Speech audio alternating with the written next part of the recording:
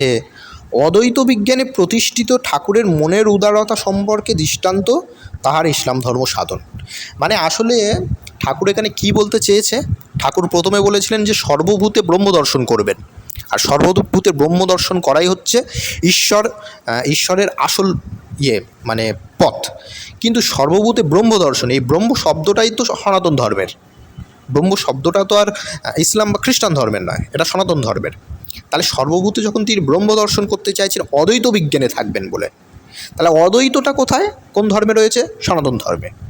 তাহলে অদ্বৈত ধর্মে বিজ্ঞানে প্রতিষ্ঠিত হওয়ার জন্য, মানে এই যত সাধন রয়েছে ঠাকুরের, এই সমস্ত সাধন করে তিনি অদ্বৈতভাবে অবস্থান করবেন, এটাই হচ্ছে তার সাধনার মুখ্য উদ্দেশ্য। ঠিক আছে, এটাই হচ্ছে এই সাধনার মুখ্য উদ্দেশ্য ছিল। আর এই গোবিন্দ রায় কে ছিল দেখে নিন, এখানেই লেখা রয়েছে, আপনারা